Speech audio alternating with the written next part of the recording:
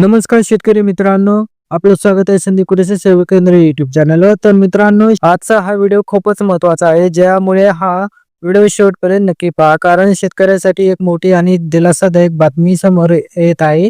शेतकऱ्याची कर्जमाफी लवकरच होण्याची दाट शक्यता आहे आणि त्या संदर्भातले संकेत आता स्पष्टपणे दिसू लागले आहेत।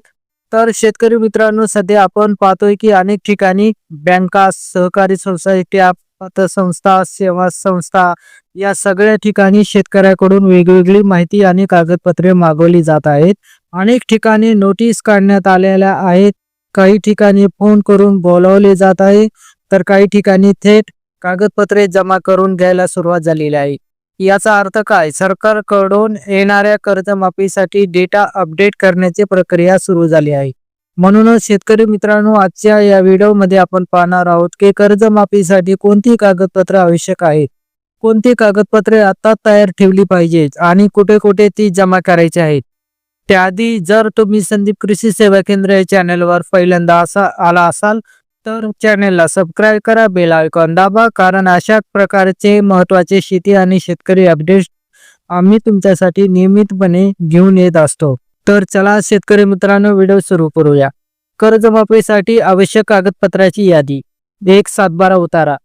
शेतकरी मित्रांनो, तुम्ही कर्ज घेताना बँकेला किंवा सोसायटीला जो सातबारा गहाण दिलेला असतो, त्या सातबाऱ्याची झेरॉक्स प्रत परत मागवली जात आहे। म्हणजे तुमच्याकडे तुमच्या जमिनीच्या अद्ययावत सातबारा उतारा असणे आवश्यक आहे। 2.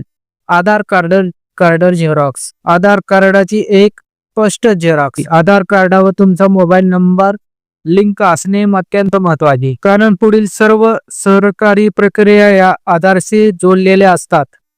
3. Farmer ID. शेतकरी मित्रांनो, हा मुद्दा खूपच महत्त्वाचा आहे। आता सरकारकडून जवळपास सर्व योजनांसाठी फार्मर आयडी अनिवार्य केला जात आहे। कर्जमाफी, पीक विमा, अनुदान, इतर शेतकरी योजना या सगळ्यासाठी फार्मर आयडी लागणारच आहे। तुम्ही अजून फार्मर आयडी काढलेला नसेल तर तो ऑनलाईन पद्धतीने सहज काढता येतो। 4. Pan card Xerox. पॅन कार्डची एक झेरॉक्स आवश्यक आहे। काही बँकांमध्ये पॅन कार्ड अनिवार्य करण्यात आलेले आहे।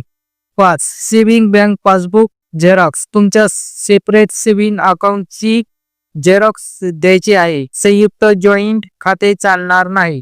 खातेदार नाव, खाते क्रमांक आणि IFSC कोड स्पष्ट दिसला पाहिजे। 6. कर्ज खाते KCC झेरॉक्स। जर तुम्ही किसान क्रेडिट कार्ड, KCC किंवा इतर कोणतेही पीक कर्ज घेतलेले असेल तर त्या कर्ज खात्याची झेरॉक्स आवश्यक आहे।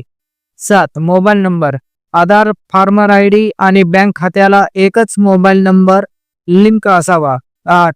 Passport size photo. काही ठिकाणी 1 किंवा 2 पासपोर्ट साईज फोटो देखील मागितले जात आहेत। तर कागदपत्रे कुठे जमा करायची? शेतकरी मित्रांनो, ज्या बँकेतून, ज्या सोसायटीतून किंवा ज्या संस्थेकडून तुम्ही कर्ज घेतले आहे, तेथेच ही सर्व कागदपत्रे जमा करायची आहेत। वेळेत कागदपत्र जमा केली तर तुमचा डेटा अपडेट होईल, कर्जमाफीचा लाभ मिळण्याची शक्यता वाढेल। तर शेतकरी मित्रांनो, कर्जमाफी कधी जाहीर होईल हे सांगता येत नाही, पण तयारी मात्र आताच केली पाहिजे। कागदपत्र पूर्ण ठेवा, फार्मर आयडी काढा, बँकेत जाऊन चौकशी करा। हा व्हिडिओ सर्व शेतकरी मित्रांपर्यंत नक्की शेअर करा, जेणेकरून कोणाचाही लाभ चुकू नये। व्हिडिओ आवडला असेल तर लाईक करा, कमेंट करा आणि चॅनलला सबस्क्राईब करा। धन्यवाद। जय जवान, जय किसान।